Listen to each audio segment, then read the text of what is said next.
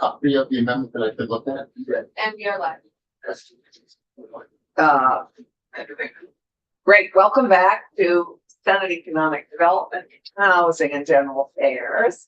And we're gonna turn to cannabis amendments. Yeah. And So I just had one. Scott has one, yes, but somebody else has. No, it's just It's just this. this. Is this economic development? Is that old? It's, No, it's gonna be, It's 278. Here, it's 278. this. Sure, that's. I'm sure it's Your somewhere in pocket. my plan. It's in your pocket. Sorry for my reach. Sorry. It's in your pocket at the bottom, probably, because it was, Is it at the bottom?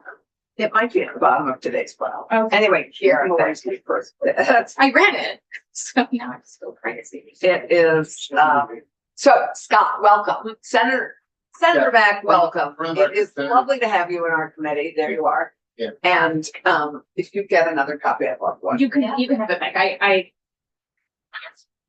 got it. We have entertained a number of cannabis amendments and we are delighted to add you to our list. So please share with us what your amendment does and then talk to Tom.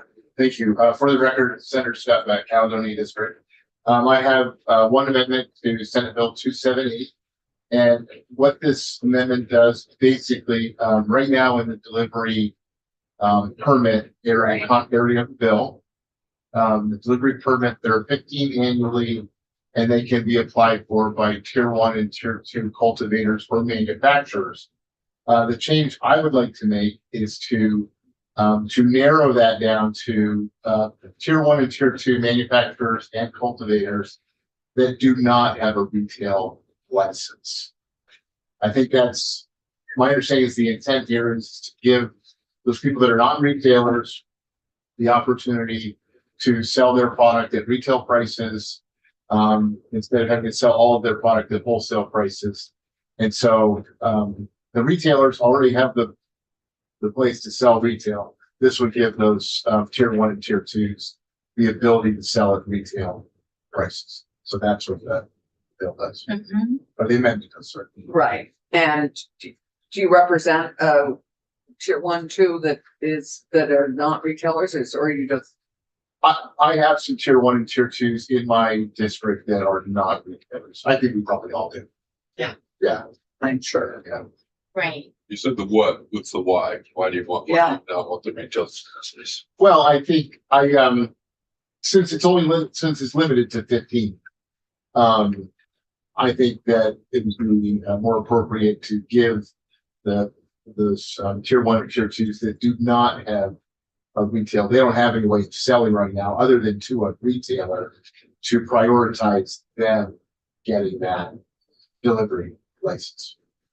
But hey, Yes, Scott. so I hear your point. Would you be just as comfortable as long as like half of the are at least allocated to these as opposed to the restricting? I think there's probably a middle ground, maybe. I'd certainly be open if the committee wanted to propose a friendly amendment or something. That no more than half would that have Maybe. have both. I mean, that Yeah, would be something like that. But you don't have an objection to with retailers getting the delivery fee. You just want to make sure that some of the people without retailers also get. Yeah, I just like to make sure the tier 1 and tier 2s, Right. that there's something for that. Yeah, that because they're really, I mean, they're selling it wholesale. They don't have the ability to sell it retail. A tier This 1 would be their one opportunity. This would be to their sell one it at opportunity. retail. That's right. Tier 1, somebody that's a tier 1, tier 2 and a retail license, they have the opportunity right now to sell at retail prices. It's those tier 1 and tier 2s that don't have the retail license that are. No, I appreciate that. How would you select who would get the license if you had a compromised position and which happened or not? Well, I think it's, as I read the bill, right now, it sounds to me like it's a lottery process. Yeah. I think we need pepper on that because they are going to be creating it from whole cloth. So they may, for example, have a deadline date for application, at which point they could then weigh all the applications and could, in fact, consider half maybe who had retail and half who don't.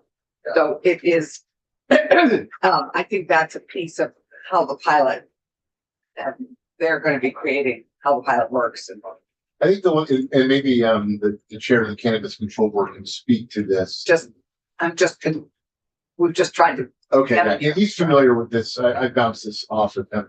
I think the one thing when you pick that number of whether it's half, or I don't know what it would be. He would know like how many tier one and tier twos do we have that don't have a retail license, and how many do we have in Vermont that do not? I think he told me the numbers actually, but I don't want to repeat them because I'm not entirely sure I remember exactly what he said. and unlike, well, thank you. I'm just hoping Pepper might weigh in with us while you're here. And, You'd be amenable to some sort of language that just makes it so that if there's more demand for the licenses than there are, the permittability to be allocated, that at least half of them be considered for just tier one, tier two. Would you be I'm okay open with to a that? friendly amendment that makes sense. What the numbers are for us. Yeah. Okay, I'm just worried about completely cutting out the retailers. It makes sense to try that in the pilot. Yeah, there's other, I'm open to.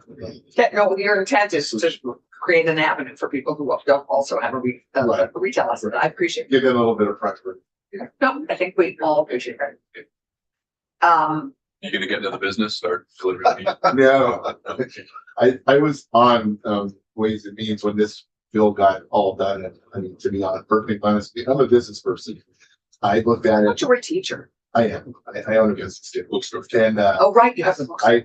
I looked at this and I tried to figure out if I was gonna do this, how would I make money doing it? And I thought it would be very challenging industry. Well, particularly if you're an outdoor cultivator. Yeah. So, not a, no. No, Not for we're me.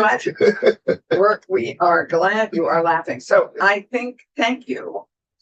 Committee, what is your, as we think about this, what are you interested in? We're on deck today. We could weigh this and see what Pepper has to say. We have third reading tomorrow. So we don't need to act on it. That's right, we didn't even get to this yesterday, did we? No, No. we are gonna do, So, we're some gonna time do, here, I think. we're gonna do the alarming increase in teenage addiction to nicotine today. That's S 198. And we're also gonna do cannabis today, S 278. All right, well, yeah, let me know. Certainly want to work with the committee. Great, thank you. I Okay. appreciate that. And thank you for bringing it to us, Yep. Scott. Much appreciated. Tucker.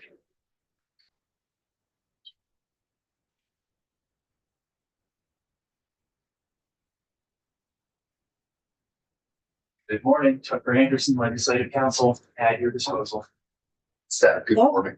good morning. It's good to see you. And it's good that you got notified yesterday that we weren't, because we went a bit later, but not endless.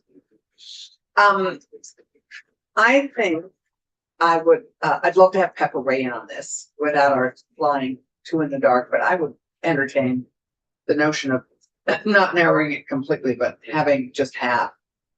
That the CCB would, as they consider that they would do maybe half and half tier one and tier two with licenses, with retail licenses, and half without. What do you think, Thomas? Do you see a creative way based on, I feel like we've done this before in other legislation, that even if there aren't 5 just tier one, tier two cultivator, that those 5 would necessarily be reserved or lost, so to speak, and that they. You just do up to. Couldn't we just do up to? Yeah. So there are a few ways to approach this. If you're going to do the not more than half, one thing that I would flag to you is that this is a permit. 15 is currently the maximum, so not more than half defaults to 7. Not more than 7. Right. So you could install that just right in the authorization stating that provided that not more than half of the permits issued by the Cannabis Control Board shall be issued to cultivators and manufacturers who otherwise hold a retailer license pursuant to section 907 of this title.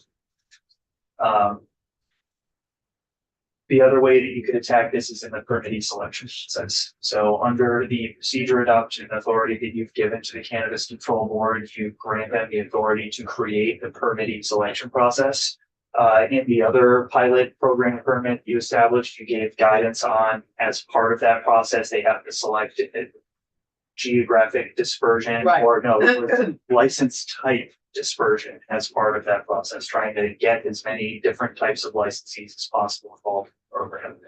Do the same thing, requiring that for those portion of the procedures that the Cannabis Control Board prioritize granting delivery permits to manufacturers and cultivators who do not hold retailer licenses. I could go any way on this. I do like prioritize because that way that you trust their judgment, so to speak, based on the applicants to sort of allocate and spread it. So there's a pilot, maybe try different types of. But I would, even if they prioritize them, I would love to not have it be more than half. So, I would propose that we think about waiting to hear what, the designer of the program might, if the CCB has thoughts, I just think that would be useful.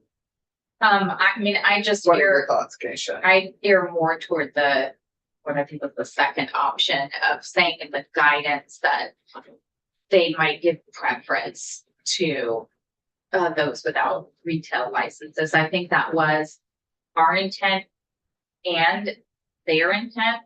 But I think everyone also recognizes that the retailers have the security systems in place already. And correct me if I'm, so here's actually something I was trying to make sure I understood.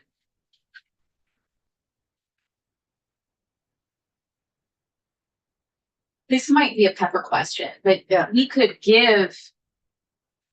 It's not yet, but we could give an entity a delivery license in partnership with a tier 1 or 2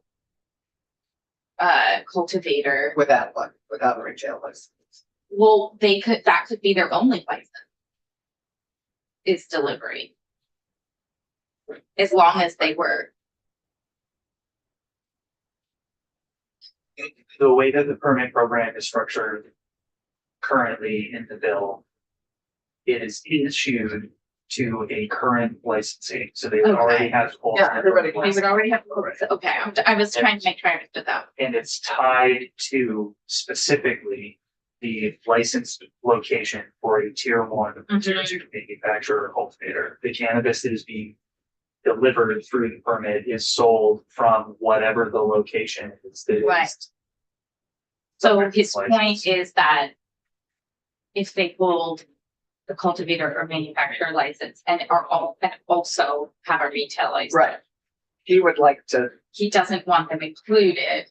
I think everyone's intent was to give non-retailers preference, but not to shut out so, retailers because they already know how to build a secure system. And this will take those who don't have a retail license a little bit of time to figure out how but to they'll work do with this this securely.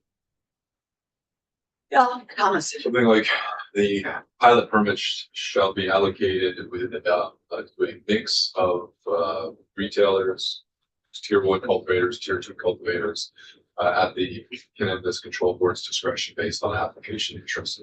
And I think we're making it a little more complicated than it needs to be. Maybe I'm wrong. It's not open to straight retailers, is it? It's not They open to have to have retailers. It's only open to tier 1, tier 2. Another way to approach this would be to add a clarifying term, which I always recommend you define these, but standalone licensees. You have standalone 3rd-class licenses. Title 7, those are bars and restaurants. They only serve spirits. They don't serve all beverages or vinous beverages. You call them standalones. And then giving municipalities the authority to directly collect those license fees. So you have like a separate definition and a privilege that is attached to it somewhere. To do the same thing here by calling out standalone tier 1 and 2 manufacturers and cultivators. And then either giving preference under the permitting selection process or just having a cap on the number of licenses that can be issued to those that are not state. I think a preference indicates more than half without primary. Yeah, I'd love to leave it flexible. It's a pilot after all, so they're gonna creating this out of whole law, so it's. But standalone is a good addition. Standalone would be a good thing to consider, and I have no input from Pepper. No, nothing. So I would propose that we weigh in with Pepper before we make a decision. Or is the decision with us? Okay, did Scott's gonna. Yeah, Scott. Saving that for the end, Uh, whatever the collective discussion and decision is, that the direction on the language of the amendment has to come from the sponsor, who is Senator Pepper. Right, but I think. Unless you're gonna do your own thing, in which case, I think he was open to our refining it in some measure. So just as long as we don't exclude tier 1, tier 2, who are strictly cultivators and don't also. So I think we heard him and I think he's willing to have us work on this. Mhm. I'd really love to have Pepper weigh in. So I encouraged Senator Bukowski to come over here in the next couple of minutes. Because she is working on an amendment. Oh, God, that's good. Thank you. I didn't know if it was like, I said, we're gonna do it before second reading, just so there's maybe 2 days to consider it. Great. So Well, it's we await for her. Tucker here. Do you want me Yeah. to text her? No, she said 10 minutes, about 10 minutes ago. Shall I just say we await you? No, that might freak her out. I don't, but, Well, I assume Sure. you've spoken to Tucker, if she's in the process of drafting this with Tucker. I'm not sure because yesterday was so busy for everyone. You can't confirm or deny. correct, along our response, I can either confirm Yeah. or deny the existence of an amendment request. I would note the youth. Just asking her to come on over to talk about her cannabis amendment.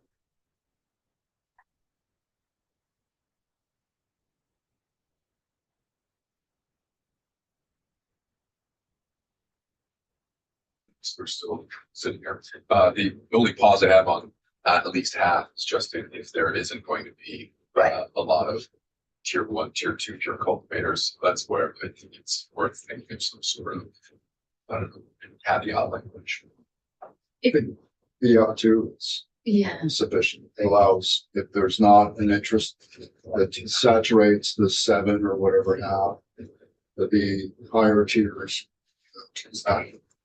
And use all of the opportunities. Right. No, I think that giving priority is probably the better way to go.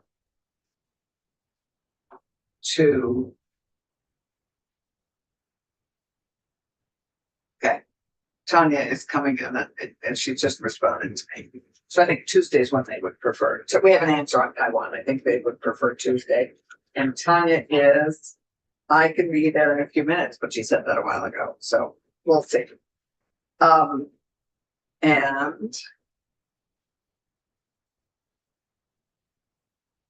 we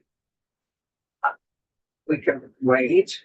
Anything else we should be expecting from any other murmurings we've heard on additional amendments, given that we've just had 2 additional ones crop up in the last 12 hours?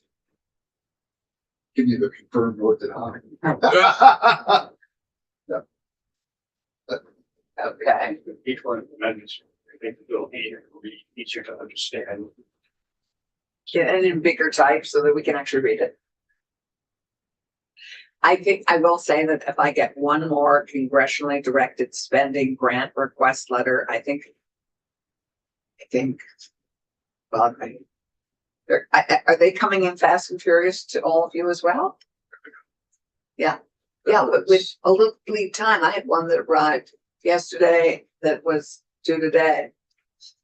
So they all seem to have different time dates. Gun bill is called, there's an avalanche of emails. That's why The house. test bill Hmm. stuck in this year, not moving. But everybody's excited. The bill that's coming from the House on guns. Because it's not the House bill, it's a Senate, bill. It's in this year. Everybody's all excited. Gotta push it, gotta push it.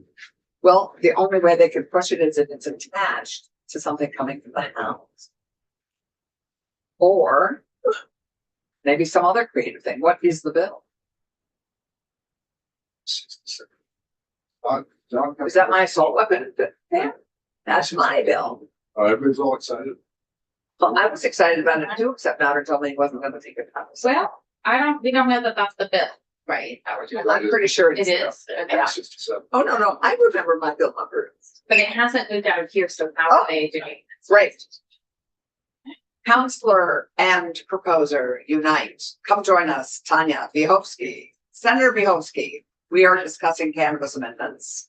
And we would appreciate, given he couldn't say anything without you, we would love to have you share with us what your thoughts are on a possible amendment you might have for us. Yes. So the Who possible are you? Senator Tanya Vihovsky, Chiplin Central. I am still sort of exploring the contours, but one thing I know I would like to do is it's very similar to what we did in 2020 when we legalized possession of certain amounts of cannabis. What we also did was instruct the judiciary to automatically expunge records of people who might have a record for possessing that amount previously. And with this bill, it raises that threshold to 2 ounces. And so I'm proposing that we do the same thing. And so for people who have a previous record of possessing up to 2 ounces, we automatically expunge those records because that is no longer a crime as proposed in this bill. Right. Do we know how many people that might affect? We don't, because I have not yet been able to connect with the judiciary, but I will ask them. We may even, I'm gonna ask the chair of judiciary, if we might even have them come in and tell us on the record. Given that we're moving this bill today, we'll have second reading today, third reading Friday. Yes, We, my hope is to have those numbers and answers, and Judge Zone is usually very responsive, so I imagine I will have those answers today. right, If they are available, I suspect it is probably not many.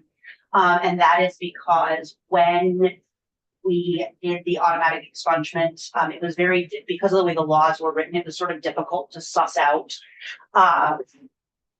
the 1 ounce versus 2 ounces. So most people were, if they got their conviction prior to, I think, January 2021, would have been expunged under that law. So it would really just be people who had been convicted of possessing up to 2 ounces, between 1 and 2 ounces after 2021. So it should be a fairly small number.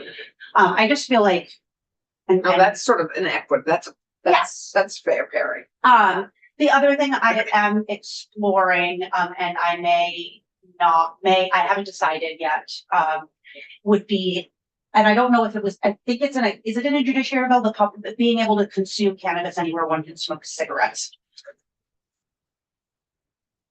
That is a big discussion. Just saying, I mean, just being realistic, given our time frame. Totally. That's a big discussion. I would encourage us to have that in the House. Okay. I think it's an important discussion. But I do think it's bigger than an amendment. I mean, anyway, that's my opinion. Given that we have a couple days to think about it, I wonder, I think, We don't. okay, We have today and tomorrow, and we have a full schedule. So, but yeah, no, that's a couple. so I'm not saying we try to do that whole cloth, but there have been other efforts essentially ensuring that people aren't operating illegally in their own home when they are a renter by not having a specific prohibition by ensuring that if there is no specific prohibition against smokeless cannabis, that it not be just lumped in as a prohibited substance.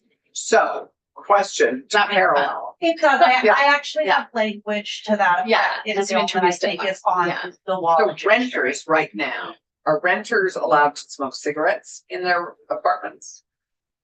Leases can say no smoking. Leases can say no Leases- smoke. So it's individual leaseholders. But My if it's silent. understanding with cannabis is that if it is silent, it is prohibited. That the lease writer or the landlord needs to give grant permission, but I may be wrong. Tucker's making a face. Yeah, It- you it's- may not have. That sounds familiar from when, 54 passed initially. I can't answer these questions offhand. I didn't think. you- Yeah, so I, Prohibited places and there- for smoking tobacco products, specifically names common areas where cigarettes cannot be smoked. And I also can't remember if in those integrated places that are prohibited, it includes apartments, but I do know that it can be within the four corners smoking cigarettes. Cannot smoke.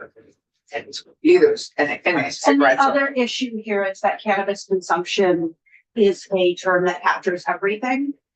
So if one says no cannabis,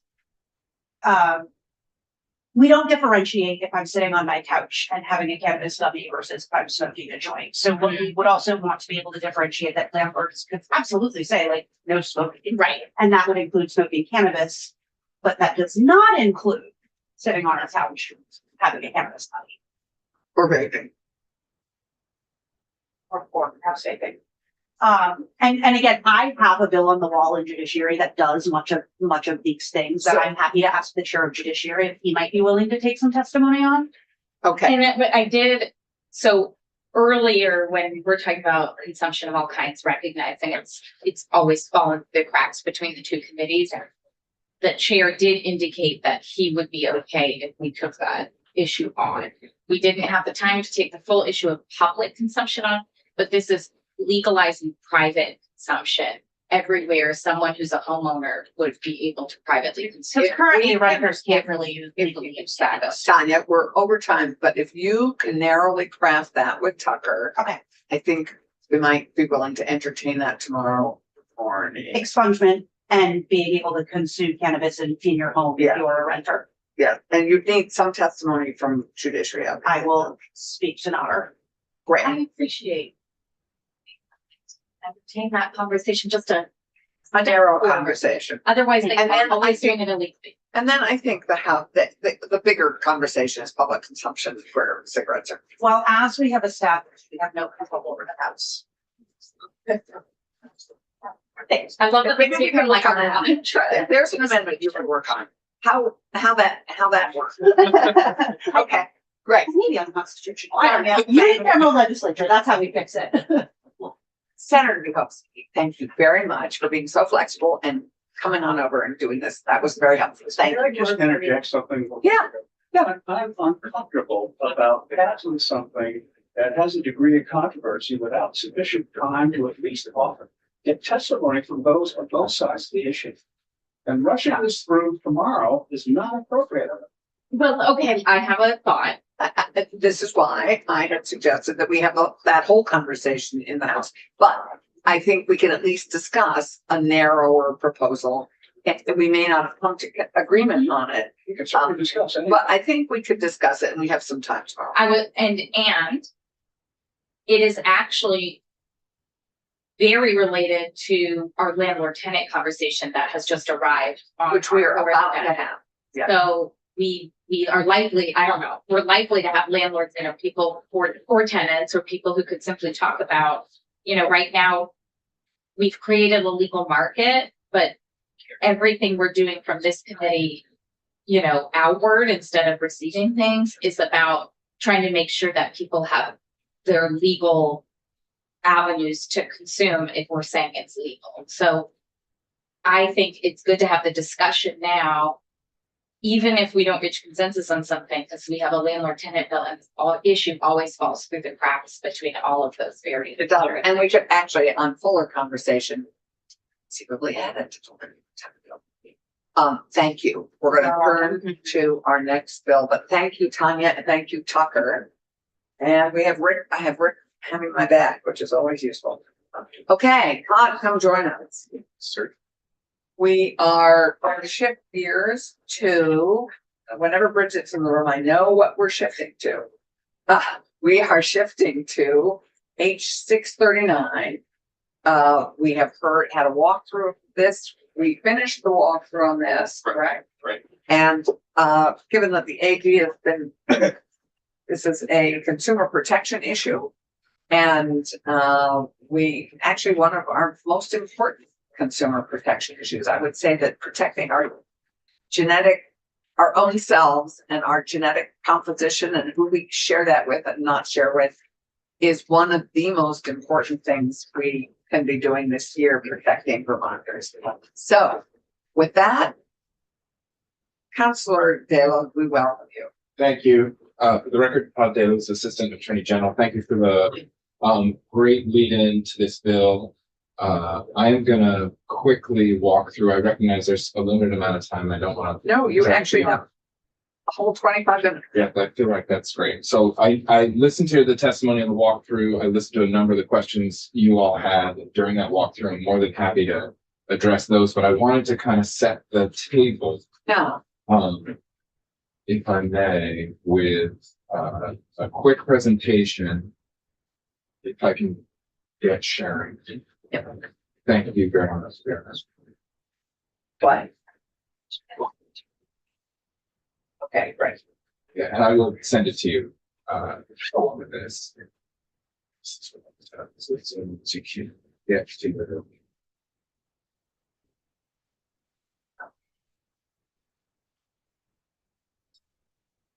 okay. So as the senator said, the chair,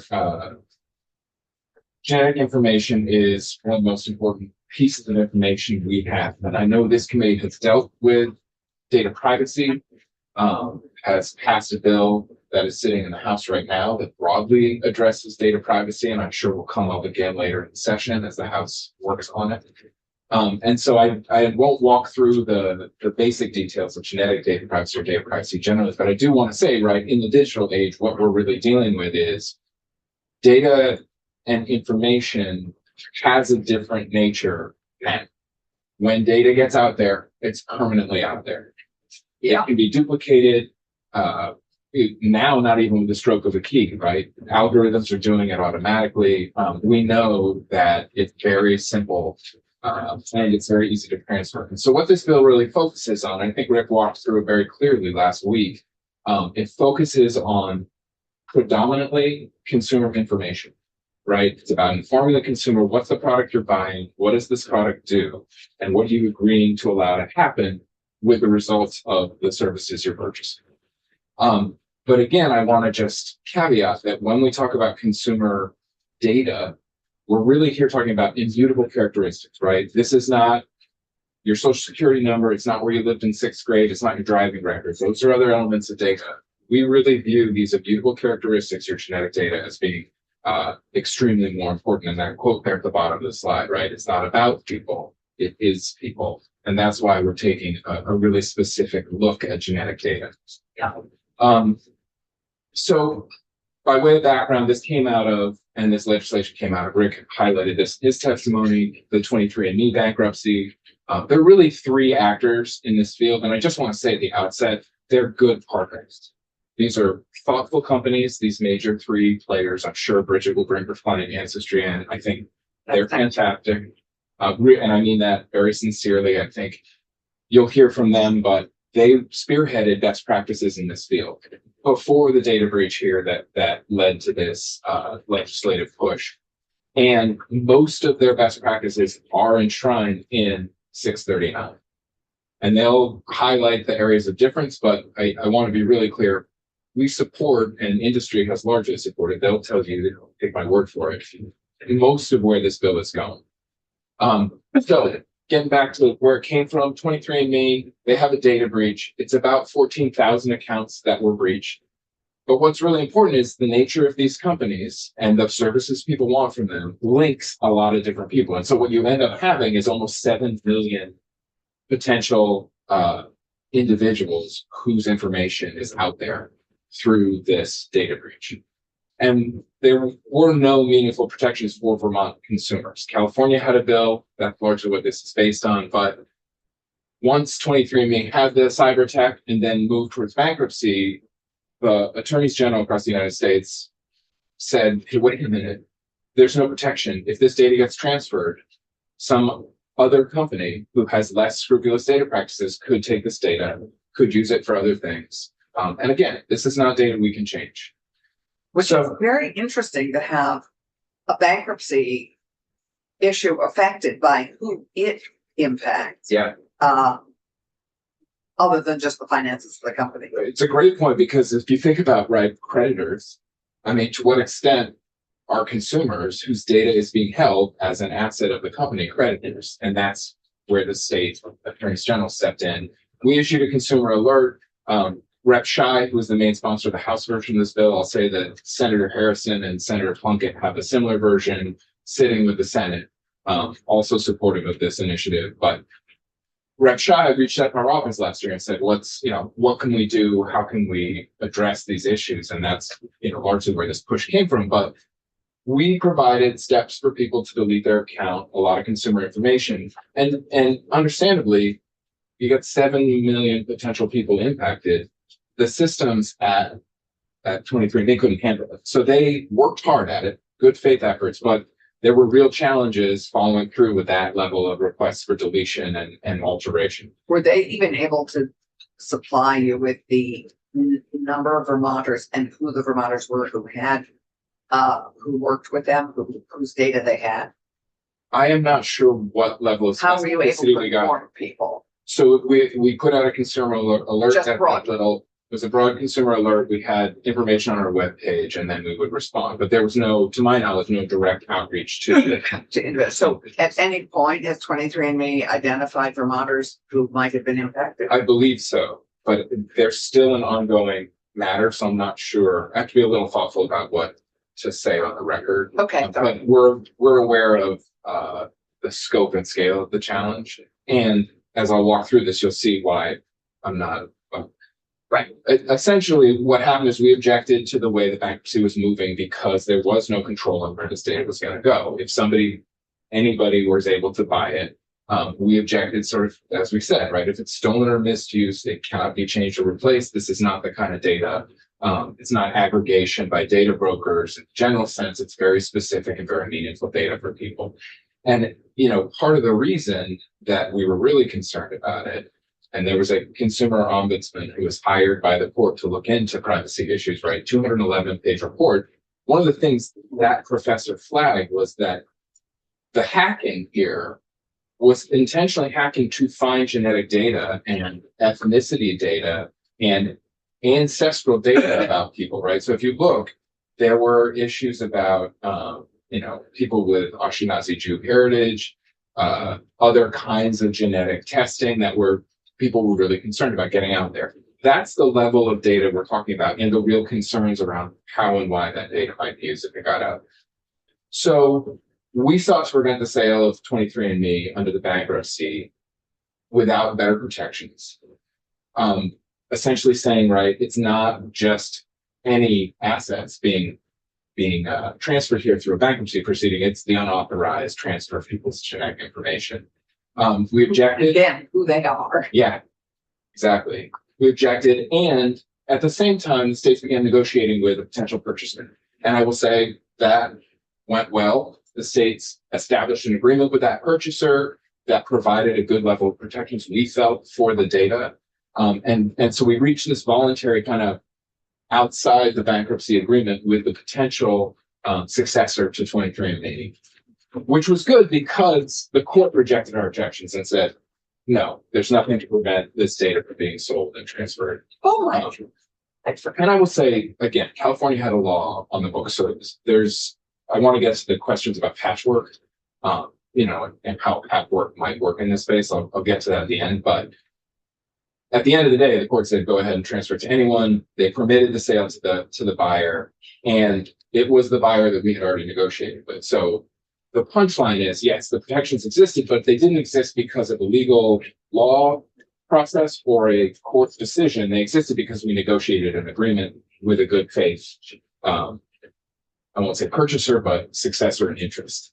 And that seems to still be protecting, because we still have an interest in the remaining assets of the company, we're still involved in the case. But the takeaway is there was a hole, right? There was a statutory hole here, and that's what H39 looks to respond. You've been walked through the bill. I won't take your time on it, but Rep. Olson, when he was reporting it to you, and Rick, when he was walking through it, it's really a lot about here's what this service does. Do you agree with this? Do you agree with this? Do you want us to be able to transfer your data? Do you want us to be able to share it with another company? That's the goal, right? It's not to say you absolutely can. It's to say a consumer has to have clear and conspicuous notice and affirmatively consent to it. And then, they're engaging. It's an arm's length transaction between a consumer and a service provider. Well, an intentional agreement. So what to me is important is it's really encouraging Vermonters to be intentional about the most important thing they could share within their love is their genetic composition, who they are. So I think that is it's kind of what we tried to get to with Data Broker, our initial Data Broker bill from this committee. And it is what I want us to all stay cognizant about, which is the intentionality here and how we make it easier for Vermonters to be clear about what they're intending to share, have shared, or keep private. And I think it's important. I think there were some questions in the walkthrough about where data can get shared, who might have access to the data, how the data, there were questions, I think, around healthcare testing and how this may interact with that. What this bill really focuses on is those direct to consumer testing companies that you're willingly going to them and saying, who am I related to? It's generally what it is. And Ancestry, I think, can tell you what their product can do. 23andMe similarly. That's a different scenario than your doctor saying, you should get tested for this. That is carved out of this bill. That is not covered by this bill. There are other privacy protections like HIPAA that cover that, et cetera. So happy to answer questions on it, but I really want to draw that distinction. This is really about, I'm going to pay a company to assess my genetic material, right? I want to get one. It's a big bottle of genetic data. Yeah. Dave, I'm not touching that. Yeah. I don't know what this is, but there we are.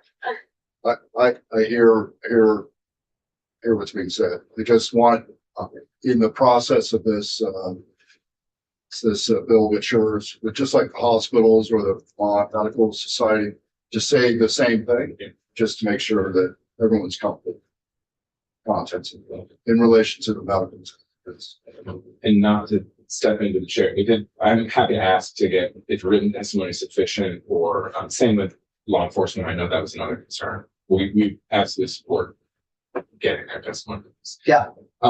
So again, Well, and we have it. Sorry, I just want to just add on to law enforcement. I can't remember that conversation. I can't remember. It's biometric information. Yeah, because law enforcement already collects some of that, and NE is charged with protecting it, and so that the line is important. And the concept there is simply, again, just to have them tell us that this bill doesn't step on their previous proposals. understood. And I'm happy to engage with that too. That would be great, and help us identify maybe. Well, we have also who the House spoke to, and they have that witness list too. So, Thomas, did you have something else? No. Okay, Tom. So just rolling on, right? Express consent, and simple revocation. I think Rick walked through those, but again, that's about consumer empowerment within their transaction with this service company. Again, looking at 23andMe, 23 guiding, didn't change the slide. It's not 626. That's a very different bill. It's 639. Thank you. Yeah, sorry about that. That's what I caught that header. 639. Yeah, 639 is what it is. This is 630. It is, but That my says slide was 6.6. wrong. 6.6 is Different bill. very, very different, but hopefully it doesn't.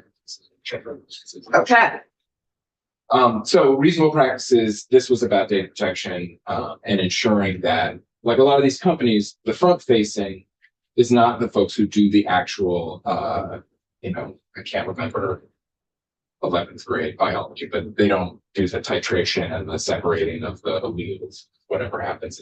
They're sending that out to a lab. They have a contract with that lab, and this bill would require them to ensure the same safeguards, which I think they already have, but it would require them to have the same safeguards.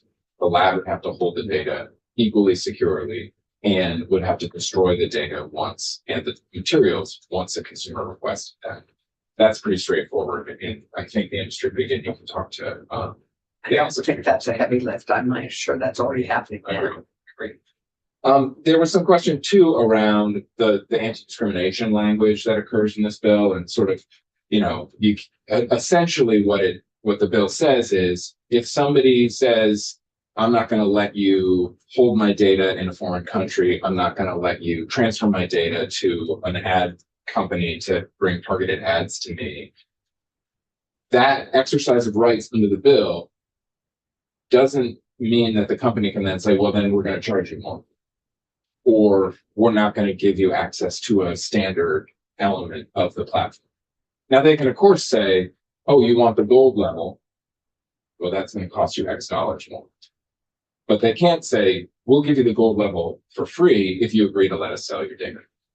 Got it. That's in a nutshell the kind of discrimination thing. And I will say, other provisions of this are similar to an existing federal law. I know there was the real answer to the patchwork, and I think you already hit on this as well. Congressional action in this space, Right. providing a federal framework would simplify it. But As with many of the laws that we're having to do state by state, it would be much simpler if the feds just did it. and so there is a federal act on this, the Genetic Information Non-Discrimination Act, GINA, but that's really just in the employment space. I think is the largest spot where that exists. Your employer can't discriminate against you based on your genetic information. It's not that straightforward, but that's the gist of it. Here, right, denying goods and services, charging different prices to provide at different levels based on your exercise of rights. There was some question upstairs. I didn't hear it as much here about the health insurance tie-in and the life insurance tie-in. The way I describe it is I may contract with this company, whatever it's called, to do my genetic testing. That's a contractual relationship. I may also contract with a life insurance company to give me life insurance coverage. That's a contractual relationship. What the bill says is there can't be a relationship between my genetic testing company and my life insurance company. The life insurance company could say, have you ever had a genetic test? Please provide us with the information, right? That could be part of their engagement with a consumer. In the same way that they want your medical records to understand before they write you a term policy or whatever it may be. So I just making that clear, this doesn't prohibit or prevent an insurance company from requesting that. From requesting it, but They can't request it from your they genetic can't data request company, it from a correct? genetic company, the genetic testing company. Right. And that's health insurance, Okay. life insurance, it's all laid out. Right. So I think one of the main issues that this committee will address is enforcement. And so I will say there's a very straightforward crossover reference to the Consumer Protection Act. It's very similar to what you passed in the kids code. Yeah, age appropriate It's almost identical. to I the- think the language is very close. Rick would know better than I, but very close. Right. And Yeah, again, it's the same. so similar to the language, right? Believing that kids' health and well-being is really important and therefore we want to provide the broadest protections. I would argue the same is true. This is core information about us as humans. It can't be changed and it has an incredibly detrimental effect if it gets out. Absolutely. So that's the end of my slideshow, but I'm happy to answer questions or. Well, you mentioned kids code and there's been a major decision in Yes. terms of the addictive properties of social media Okay. and liability. Are you able to provide us any update on what actions that might How this might, those. might promote affect us. here Yeah. on in our Attorney General's office? I absolutely can give you the 24-hour hold thoughts on that. One of those decisions came out a little earlier, but I think it's very positive in terms of the actions this body took around recognizing the addictive nature of these platforms, and the Kids Code does address that. We are in the process of rulemaking around Kids Code, which was required by the Kids Code law. One of the elements of rulemaking, there's age gating, which I think you know all about, and then there's the addictive nature. And I think we are looking at both the jury instructions, not to get too lawyerly about it, but right, that's what guides the decision, and the law sort of falls to the jury instructions. Now, it's always important, and the lawyer's always going to tell you this, it's going to be appealed. Mhm. And so there's more to come, but we certainly look at it as, look, when you've got 12, it turned out to be 10 of the 12, but when you've got 12 citizens looking at a case, they're ruling in favor of the harm done to the humans. And again, right, this is an individual who brought an individual case for individual harm. And it's hard not to press the point that that kind of direct democracy suggests kind of where we think this type of regulation should go. It's very tricky in the mental health space, and so I'm happy to go into it further, but I will say, right, genetic data, this is, I have no biology memory anymore, but it's AT. Come on, you remember what the connections are and the protein links of DNA. Somebody else should kind of, right? There's a G in there. This is so embarrassing. Should have thought of this before. Anyway, point being, it's straightforward data. There's right, the genome and the phenotype, how your genome actually presents for other people to see, or how it presents in how you live and exist as a human. That data is straightforward, right? The linkage is there. And so there we go. AGTC, thank you. The nutrigenous basis of DNA. Goldhouse problem. I have 3 questions. Not where I thought we were going to go. Yeah, and, okay, we all set? Oh, yeah. So when this bill went walk through, one question I raised is, when is a Vermonter or Vermonter that is protected for this? Do they need to have registered with a Vermont address when they negotiated with the contracted company, or by simply moving here, would they then be covered by these protections? So it's a great question in terms of the bill covers you as a consumer when you're a Vermont resident. So if you start this in California, but then move here, then those protections then apply to the company. If I can change the hypothetical a little, you started in New Hampshire and then moved here, right? So New Hampshire doesn't have a similar, right? Just as California is, it's California, Virginia that kind of put together for this bill. I think that would be an issue that let me say first and foremost, I think for the most part, the big companies that operate in this space are largely compliant with what this bill requires. So it would move with you, and I will let them speak to that. Meaning, whether you're in California, Arkansas, New Hampshire, or Vermont, you're largely getting the same protections because they're going to provide the sort of maximum level required, because anybody else's falls under whoever has set the ceiling statutorily. That said, it would be litigation around when was the contract formed, where were you, under what law should the contract be received. I think you would be arguing here, I have consumer rights and remedies. Most of it would be like, delete my account, right? And I think you would argue, I'm a Vermont consumer now, so I'm taking advantage of Vermont's protections to delete my account, to remove my information.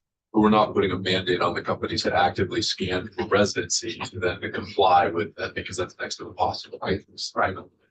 And I will say, I think they generally are. They are already, what the law- probably already doing it. Second question. Yes, you have 3. Do I have similar or same protections for a company to destroy the records in my account at my request, and now with somebody I engage with in a third-party consumer context, also with a healthcare context, or even an employment context? Can I call up people and say, listen, I know I had something with you, but delete it all. Yeah. I want you to nuke what you have about me. So that was an excellent question. Still, Don't do that. I think depending on what happens with H211, which is the data broker bill that will likely be coming here, that's going to be a robust policy debate around what are the parameters for deletion of information. Where is it appropriate for a consumer to say, I don't want this information out there, I don't want it sold? And where is it an important part of commerce to say, hey, you skipped out on all your utility bills. That's part of your credit report. We need that to run your credit, right? Does that make sense? There's a degree of parameters around that. Healthcare, I didn't have a chance to actually dig into it, but your medical records, they fall under the penumbra of HIPAA, which is a very robust privacy law. I believe, and it's embarrassing given my previous employment that I don't remember this, but I think the records do belong to you. So that's an interesting case because every time we get tested, because there's often genetic testing with Right. a disease that you might have.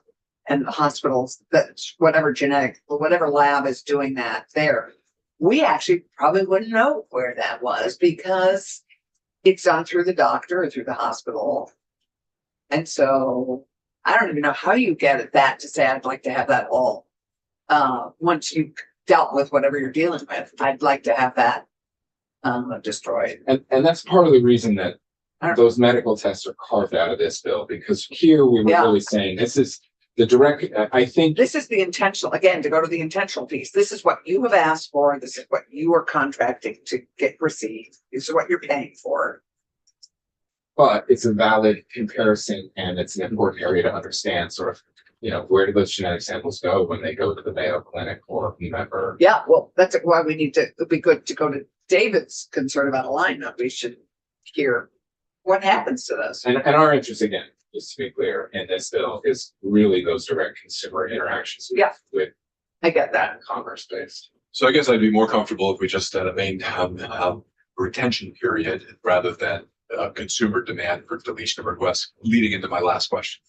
And I know we could go through 1,000 different hypotheticals, but let's say I'm Tom Chipton and I want to find other people I'm related to. Maybe I was adopted, whatever. I want to submit my DNA and I put it out there and I just want to see where that triggers. And if other people do the same, then maybe I've got distant cousins in Australia and they might post me if I go down there. Okay.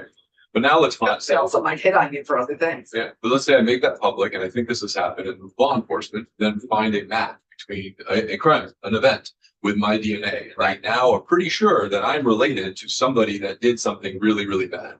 And I now, maybe I have no idea who it is, but maybe it is somebody I care about, and I'm thinking that it might be that person. I want my records deleted, and I want that to go away so that it can't be used in a court of law.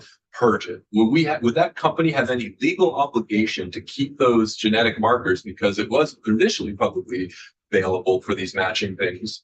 So that's where I think a retention and archival time period might make more sense in these extreme contexts. Yeah. I mean, So like limited, like they could hold it for a year and then it would be destroyed. Pick a time period that's consistent with what HIPAA does, I'm guessing, for others contexts, there's a period of So years. that's a good question for the medical labs too, I because say they may destroy always that destroy. data because I don't want it to be used in a court of law to go after somebody I care about. So it's a great hypothetical. It's a very nuanced hypothetical. So let me try and pick at it bit by bit.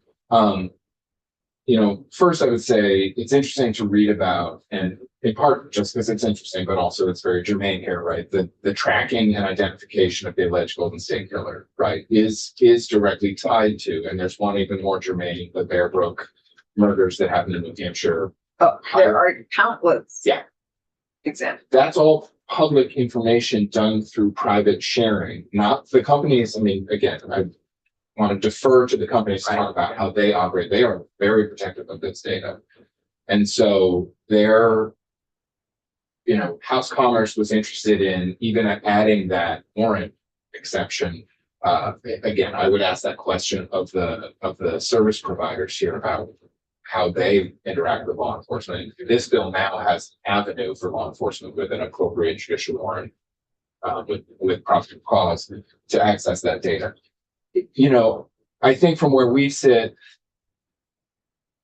there's an operational question about a deletion period versus just a request, and do you put the request in, and then is it a year from the time that may be just harder for them to operationalize? And leave that to them. But from a policy standpoint, where we sit, I think as a law enforcement agency, I think we sit in a place of saying this is something that an individual has engaged with a private company. Do you want more questions? It's great questions about this bill. On genetic data, Michael, pivot to you.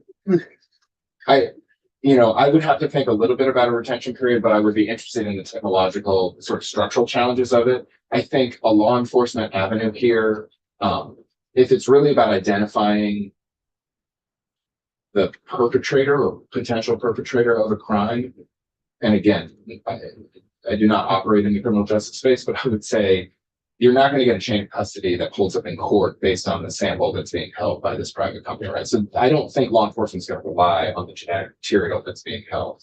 What they may do is say, look, this chart demonstrates that it's probably this T. Shitney guy, and we should get a warrant and get a sample from him. Right. Right. That's what they're going So the to warrant would then get the, so this, I'm very, this is also critically important for court and law cases too, but they would then have to get a warrant, get additional genetic material from it. Got it.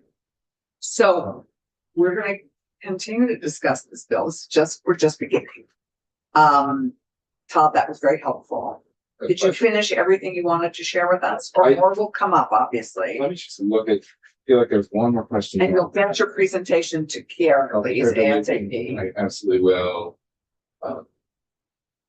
No, that was, I think we touched on Great. the ones that I heard last week, but I'm. Perfect. more than happy to talk. No, I think this is one of our most important consumer protection bills we'll deal with, this biennium. More than So happy.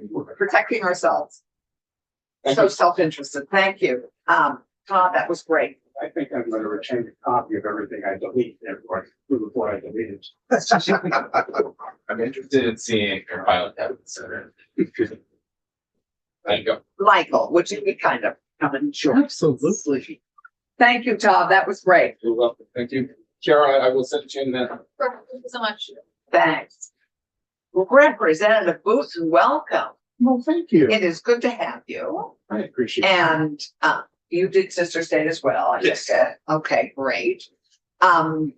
This bill is near and dear to our heart. And so we are interested in what the House did with it. So this is our Sister State bill, H 674. You're gonna. Yes. I mean, we're all due in different places, given Are the, you testifying on something else? I was going to try and be helpful in natural resources. Okay, great. We will miss you. Okay. We'll expect you to weigh in, but are you needed there as well? I think if he has a potential amendment, it's even more important that he's there. Okay. Stick around, want to hear. But if you. I want to hear about Sister State. I'm. Okay, No, I just want to be clear about why we're back. We're doing, sorry. appreciate I just thought, okay, there's like a break. we have a lot of interest. If you go in there, I probably will appreciate you guys going. Great. Thank you, Bridget. Okay. We're looking forward to next week. Yes, thank Michael, welcome. Sister State, very Yes. important, because we just did the Taiwan resolution. We have a Yes. sister state relationship with Taiwan, and so we're very interested in how we run this program and how we have consistency in this program going forward. Yes. So Michael Booton, Berry City representative. So in 2024, legislature passed Act 132. Yeah. Which created the committee to research the creation of a sister state program. The bill 674 was the product of that study. The bill's purpose statement is the perfect summation of this bill, and I'm just going to read the statement, which is: the purpose of the program is to strengthen Vermont's international engagement to foster mutually beneficial relationships with national and subnational governments abroad, with a goal of promoting cultural exchange, economic development, educational cooperation, and originally it was diplomatic development. However, there was an amendment, and I didn't put that into my little notes here, so I do apologize. But in short, the bill it's one of those feel-good bills, right? It has there's positives, so many positives to it. Creating relationships with nationals and subnational entities abroad to bring their cultural perspective on things and possible economic advantages that we can have with this bill. Those relationships are great to have. And like you said, Taiwan, we have a great relationship with Taiwan. And this bill creates a pathway for us to have more relationships like that. Another part of the bill was a modification to the Ireland Trade Commission. Just firmed up the money part of that to make sure that there was. I thought this bill initially got rid of it, It did. and Connor Casey was very effective in reinserting it. I can't remember how I voted on that. Okay. But this bill was designed, our work actually Yes. was designed to Correct. create a consistent way that we looked, reviewed, and made decisions about where and who we develop relationships with. Correct. And it still does that. It Although does. there seems to be a carve out for the Ireland. It was a carve out. It was a carve out to make sure that we don't upset a current moving cars. Well, kind of Except for, grandfathered it, I think. Yes. Best way of putting thank you.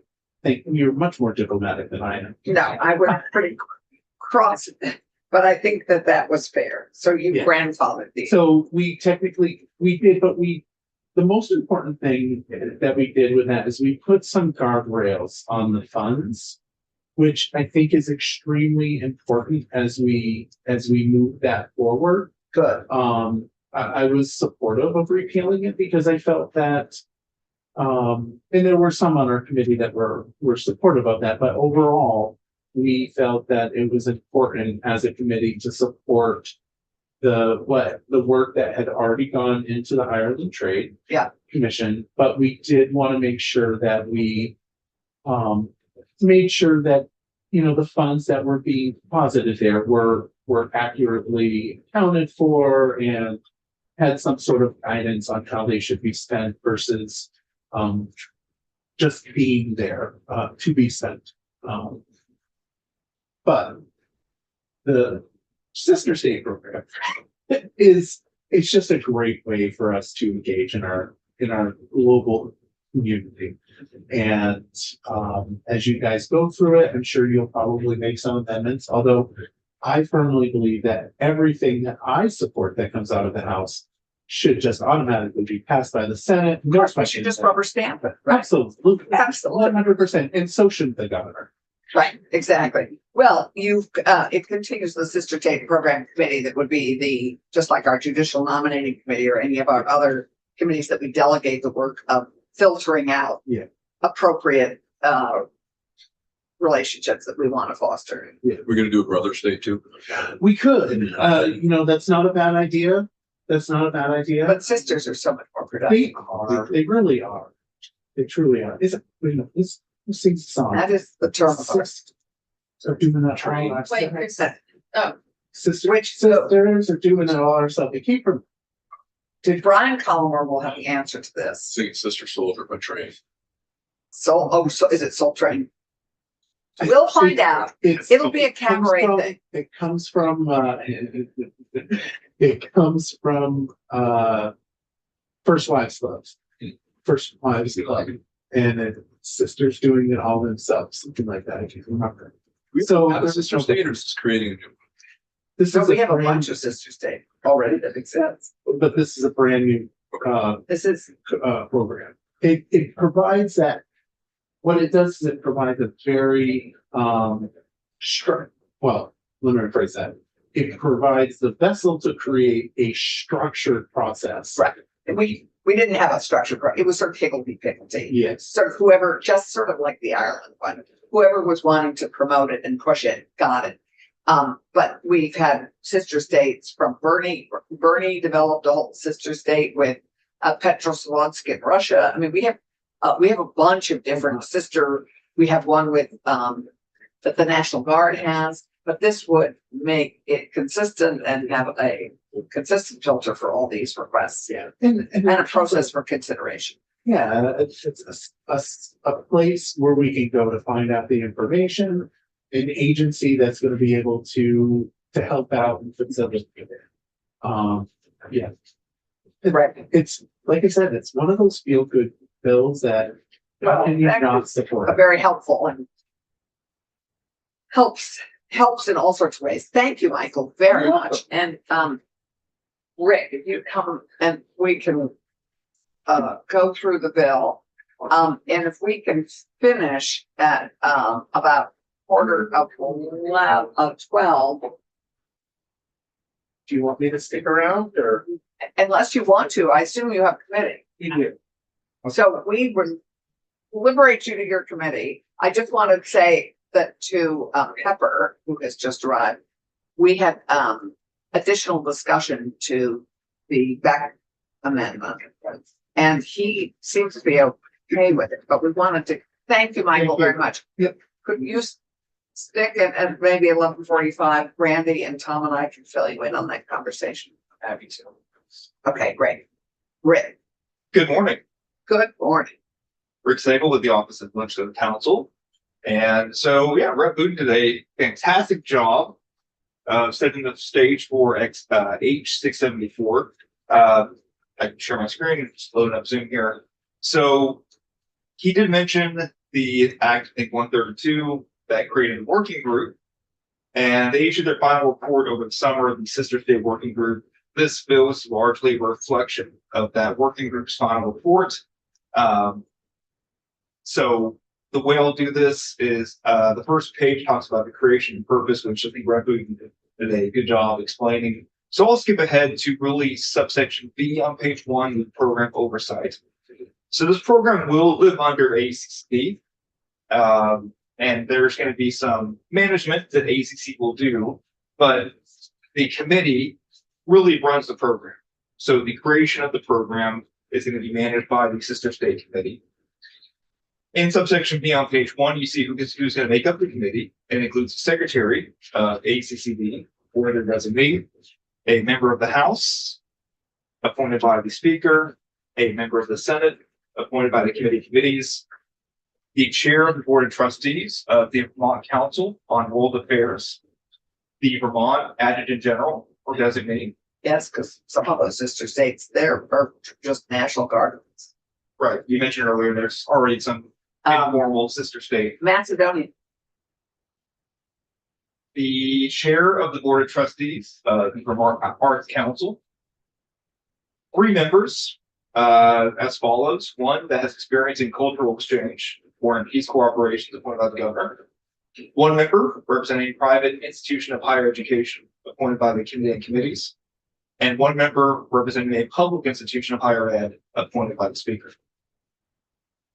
So members will serve 2-year terms, but there will be those last 3 will get 3-year terms to establish staggered terms, so you don't have turnover every 2 years. Members can be reappointed if their appointing authority wants to reappoint them. What's their term of office? 2 years. First, Line your term. 15. Yeah, got it. Thank you. The committee elects a chair and a vice chair that will also serve a 2-year term. On the next page, page 3, the meetings. Meetings called by the chair, but in case they don't have a chair, like this first meeting, there'll be no chair. So the secretary of ACC will call the first meeting.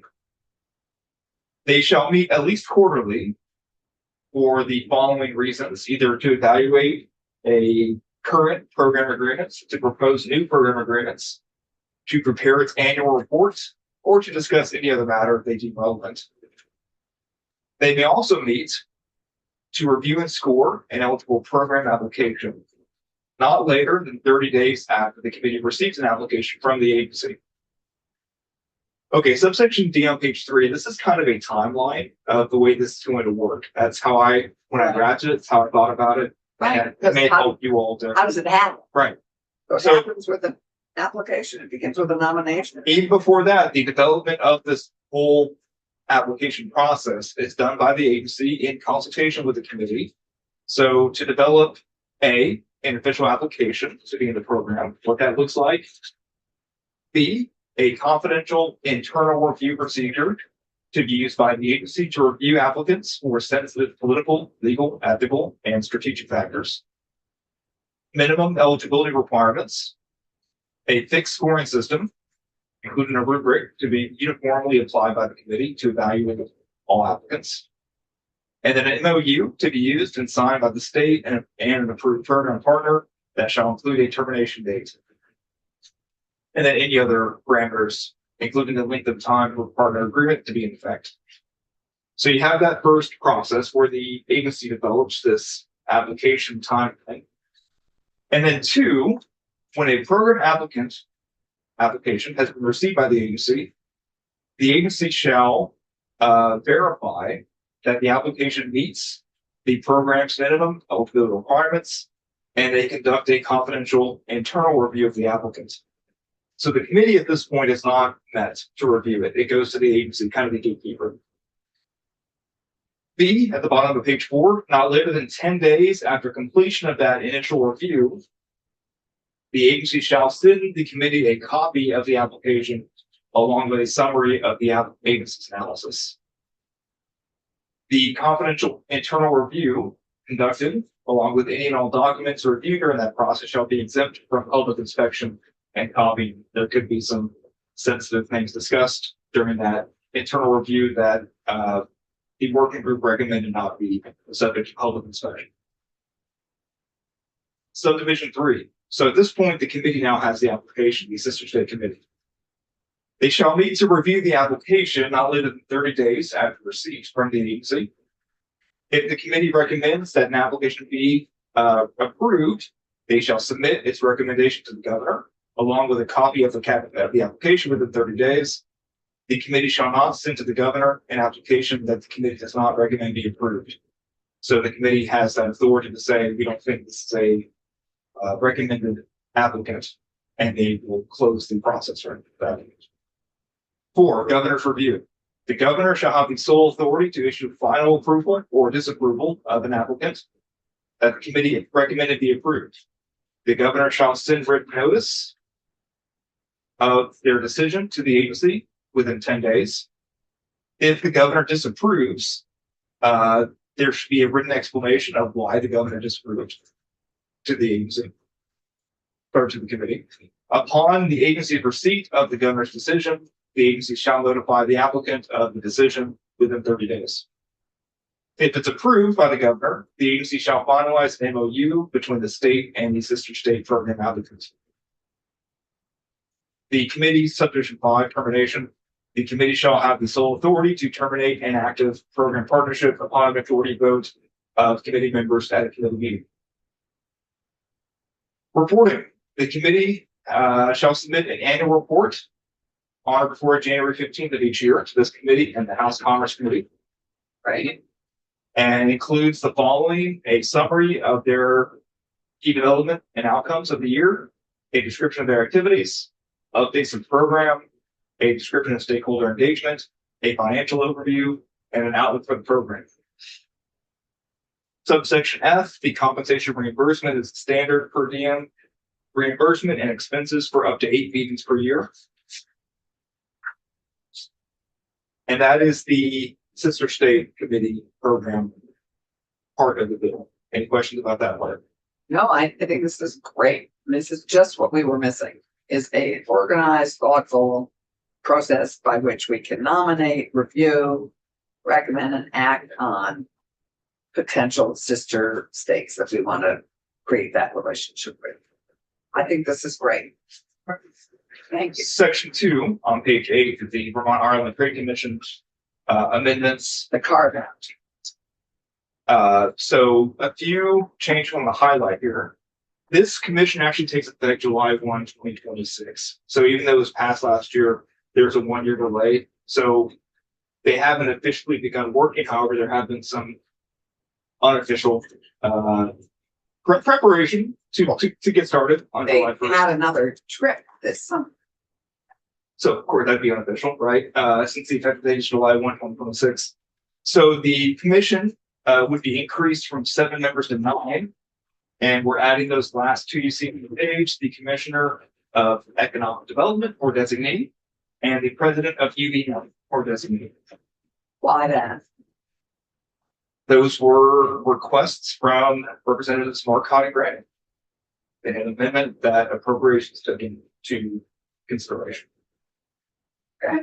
I think so. 5 to give ACCD. I understand the Commissioner of Economic Development. That makes sense. Yeah. I don't kind of understand.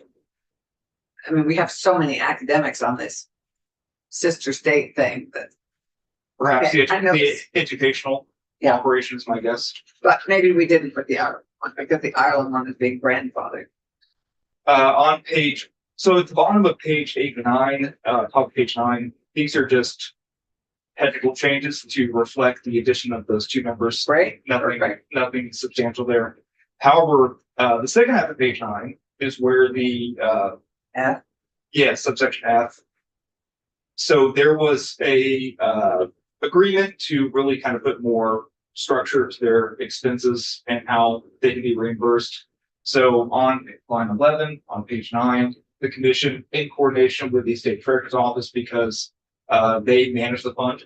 So when their reporting is done, they must have the state treasurer help them with that report. Subdivision 2 is new. In this report, it shall include detailed accounting from the state treasurer's office of the A, administrative expenses that have been paid with funds raised by the commission. And on page 10, funds raised and donations, grants, and requests received through the commission, including the name, country of residence, and amount donated of each contributor. So this commission can accept gifts. That's was part of the. It can accept. It can, right, that, because they don't, it's a, revenue. There's no cost. There's no to the state. revenues for it, so if Right. this fund can accept. Right. And this was added to increase transparency for who's giving money to this fund. Subdivision 2, there's some changes there. So this is the subsection that discussed the Yeah. raising the funds. I'm going to start on line 13. Any monies withdrawn from this account shall not be used for any purpose other than the payment of administrative expenses incurred pursuant to this section, and shall be itemized and tracked for reporting purposes by the state treasurer's office. The state treasurer shall include the balance of the account in the annual reporting. Okay, bottom of page 10, for the purpose of the section, administrative expenses do not include any A, expenses related to campaign or election activity, or food or beverages provided at official commission meetings, or expenses related to any other expense that is not specific to the administrative functions of the commission. Trying to narrow down what can be used as administrative expenses. H, members shall not receive any compensation or be entitled to reimbursement of expenses by the state or from the fund managed by the state treasurer. Was there a question, Madam Chair? Yeah, I mean, I mean, I think if they're gap, I think it's a little micromanaging to say they can't use it for beverages when they're all eating, but anyway. That seems you can't be to limit that, but Sounds petty. it does, it sounds petty.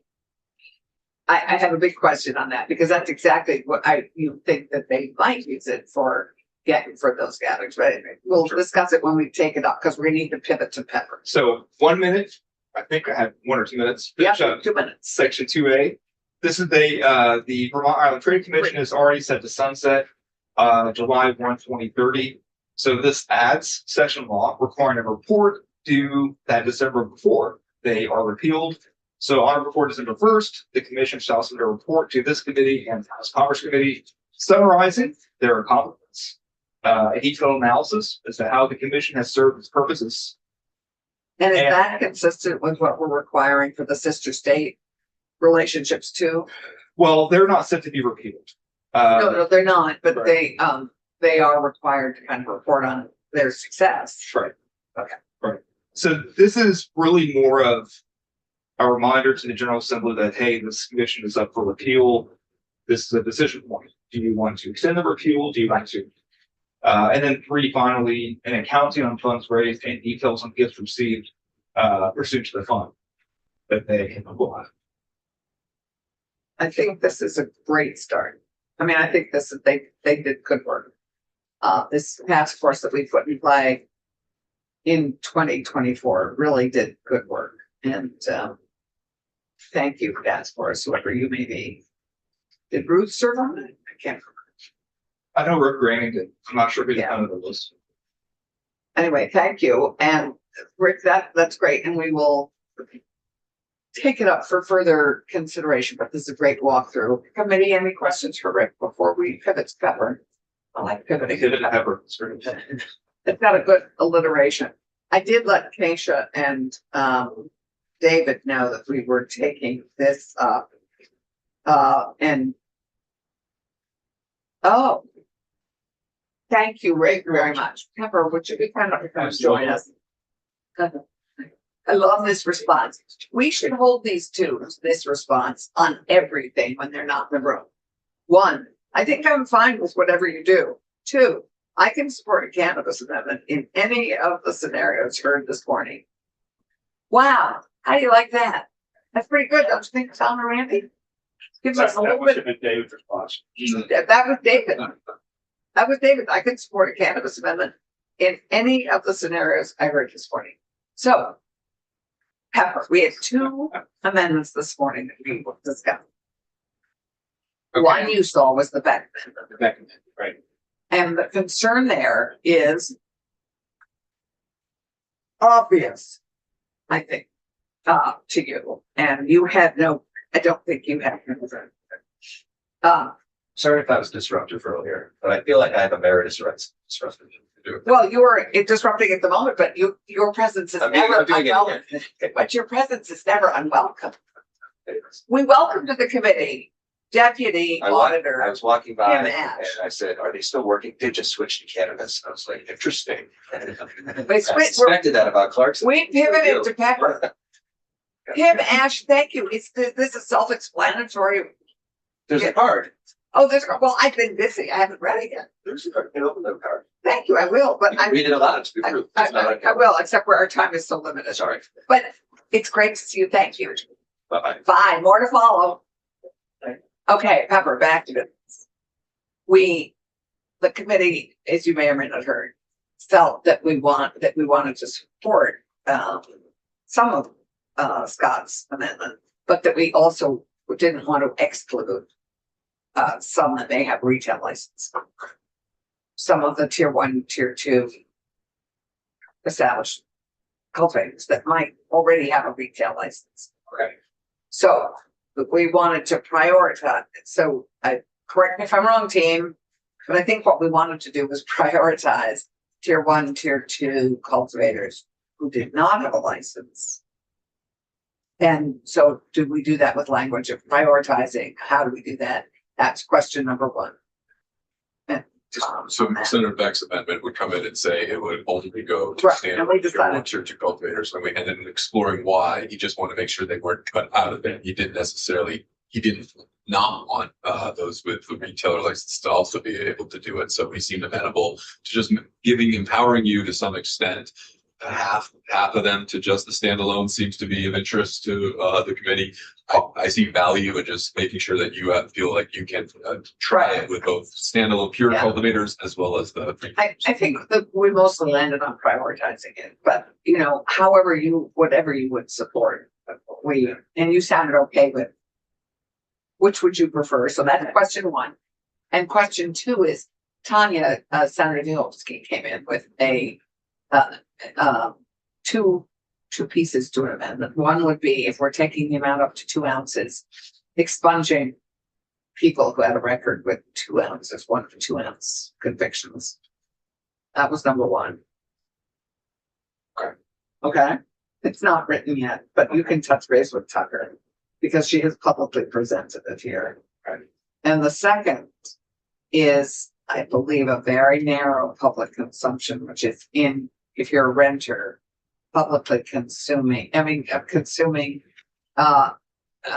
cannabis products in your apartment, if you're a renter, that you could maybe not smoke, but you could consume cannabis products, edibles, vaping, in your rental apartment. Doing public consumption is just too big for this committee at this point in our process. But I think we are willing to discuss edible, some cannabis consumption in rental apartment, in apartments. But right now, it's unclear about that. So Those are Okay. the, All right. those are the three things being discussed. And as you know, it's on second reading today on floor 30 tomorrow, so we need to land on this by tomorrow. Okay. All right. Well, for the record, James Pepper, Chair of the Cannabis Control Board. My understanding of the Beck Amendment isn't very different from what you said. I didn't have a chance to watch the testimony from this morning where Senator Beck presented it. But we have a growing number of retailers that are vertically integrated, as in they have a cultivation, a manufacturing license, and a retail license, or some combination of those. And what I heard throughout, and I think what Senator Beck has heard from his constituent, is the point of the delivery license was to offer direct-to-consumer opportunities for folks that don't have that currently. Correct. And so to allow a retailer who just incidentally also has a cannabis small cultivation license or manufacturing license to get a retail license contravenes that fundamental intent, the underlying intent of the retail pilot, which is to offer market access to people, direct market access to people that don't currently have it. Well, right, which is what he's asking for. Right. And so that's But that's the point of the, so if you want to say for us to prioritize the folks that don't have a retail license, we're already, then we need to, the board will do that, but it may not look exactly how you might think. I mean, the way that I see this playing out anyway is to hold some sort of a lottery for people that are interested in this and that meet certain criteria. or have a application deadline date, and then you can prioritize. Right. If Lotteries a little fairer. a lot of states run into this exact problem with how you know, because a lot of states have capped licenses, cap number of licenses. And so how do you distribute those in a way that's not the board picking and choosing winners and losers? It's not prioritizing the folks that, you know, have, you know, CPAs, lawyers that can craft the perfect application get first in line. So a lot of states rely on the lottery as just an objective, fair way to issue these. Now, if you wanted us to prioritize, I'm not saying that that's what we would do here, but that's what immediately, you know, comes to mind from other states. If you wanted us to prioritize tier 1 and tier 2 cultivators, manufacturers over the tier 1 and tier 2 cultivators that also have a retail license, we could give the ones that don't have a retail license multiple entries as lottery. Whereas the ones with the retail only have one, so there's a greater chance of us getting. That's one way to do it, but Yeah. there's probably other ways to prioritize. We could have a competitive application process and just set aside a certain number of these licenses. Well, so one suggestion was do, not more than half or something. Would be, But what if we went to 20 licenses, 10 being for tier 1 cultivators, 2 or 2 without the retail license, and 10 for the others? Is that an easier way to just? that might just be easiest. It might be easiest. I do just want to It's a lot of work. The whole new pilot. is a lot of reiterate work. the point that we may not issue all of these licenses. We have to issue some and see how it goes, and then issue more if we find out that it's working well, which I assume that it will work well. But again, this is a new thing, and it's moving the retail consumer sale out of a fixed location to anything. So, but the thing that's concerning me here is we designed this for exactly the crowd Scott's concerned about. The people without a retail license. Correct. So What's wrong with the bill as it stands? I guess I'm having a little problem with that. well, it was just in Senate Finance, you raised the point that. I didn't raise it. I'm not. No, he did. Senate Finance, when they were looking at this amendment, that, well, you know, you could have a retailer that A, can already get a delivery license for medical patients, and B, you know, already has direct access to the market, to consumers. So why are we giving this delivery license to those folks? But we're not. We were giving it to tier 1 and tier 2 cultivators. Right. But a growing number of our retailers also have one of those. So, okay, so that opened the door to people who were cultivators and all these other things. Yeah, right, The whole integrated right. license. The Okay, whole vertical integration. okay. So further qualifying it is helpful. Further qualifying it just means that the only people that are gonna get one of these licenses are people without a retail license. They're only these tier 1, tier 2 manufacturers. That's the back amendment from my understanding. Right. And we thought, we thought that was maybe a little extreme. That there maybe should be some people with integrated licenses. I hate to say this phrase, but this is a policy choice for you all. Like we No, I can do it. I mean, if you tell us to prioritize, we'll have to figure out internally what is that. I kind of then like Thomas's idea of going to. Set aside a certain number. Yeah, well, and we did it with the events. Why not just be consistent? Right. It's fine. 10 and 10. Underlying questions, why should we or why shouldn't we?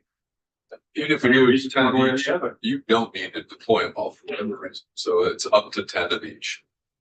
Right, exactly. Okay, I could live with that. Graham is gonna answer why.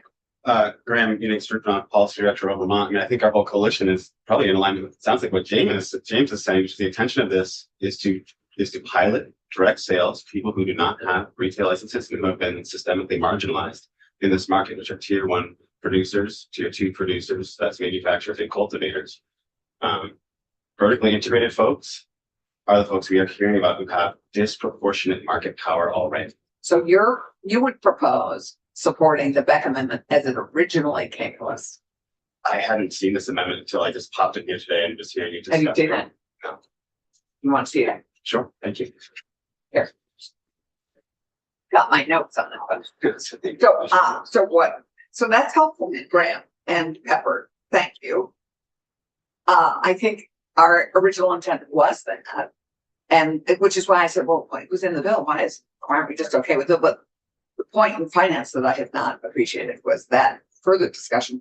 I would then support with what Graham and Pepper are saying. I would actually support Scott Beck's amendment as draft. It works. Yeah, I think it's fine. Because that is our intent and keep it at 15. It's easier for us than trying to find what we mean by prioritizing, trying to Right, find let's that. do it then. But we will do it. There is a way to do it, or the We can get you another amendment. copy. Okay. We get another copy. Also works, that like setting aside a certain number. So let's just do it. Okay, all right, yeah. That makes it easier for us. And I think David and Keisha are okay with that. Can we pivot to Tanya's more complicated amendments and it's I think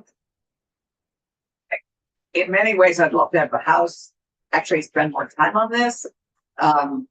Because these are big, the consumption pieces publicly are a big conversation. I think I have less concern about people who are able to consume in their own homes, i.e. their own apartments. How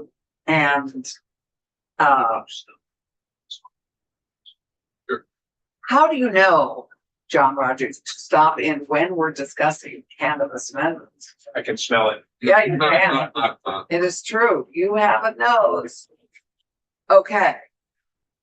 So can I start with the expungement piece? Because I know I'm much more familiar. How many? Yes. So we didn't even know how many this might impact. Right. And I was very much involved in the judiciary committees when in 2018 with the Graham, may I have my sheet back? Because that was my notes. Sorry. No, that's okay. Did Kiara get you a new copy? Yes. Great. Correct. when you legalize possession up to an ounce and you ask the judiciary to automatically, not automatically, but without a petition from the person with the conviction to just erase all those records. If I recall correctly, there was 17,000 of them. And it took them three people 3 years to do it. It took a long time. Right. But it's a very important piece. I mean, what you're saying is this plant is legal and maybe should have never been illegal to begin with. So the people that got caught up in it, especially simple possession, really should never have been criminalized again. So the same rationale would apply if you're going up to 2 ounces. Correct. That's her point. Right. The problem with it, that the House will need to unwind, is there's no there's no criminal law specific to possession of 2 ounces. It's between 2 and 8 ounces is the next tier up.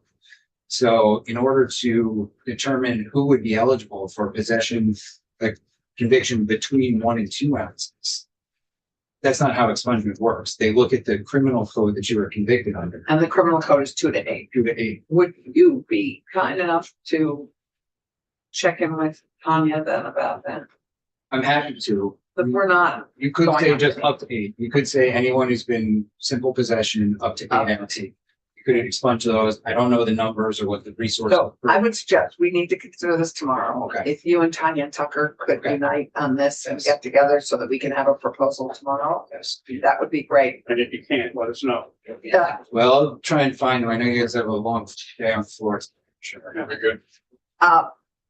Second piece, the consumption and rental spaces of just consumables. You okay with that?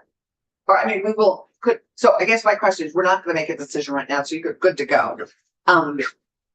Although we've just lost, doesn't it? I don't really have any concerns from what I'm hearing, Yeah, but I do okay. think it's. Great.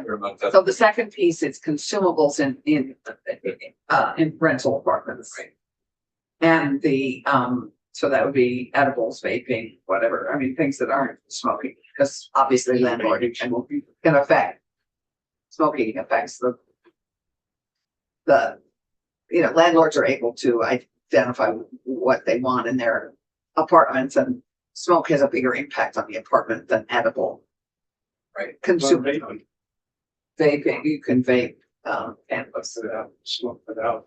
But it doesn't it's not a smoke, it doesn't affect the paint or the paintings or the. Well, I think Right. the odors helps that people are talking about. What I was talking about is it seeps out into the hall. And affects others. Does vaping have that big an odor? I don't know. Anyway, perhaps we just start with consumables because that's about what we have time for tomorrow morning. Right. Yeah. So Would you and Tucker and Tanya connect on this? yes, Thank you. yes, that's fine. Yeah. And yeah, I think I know where to direct them in order to do this appropriately. I think so. I think that's great. So let's leave that there for the moment. Let's go offline. We'll see you all tomorrow. And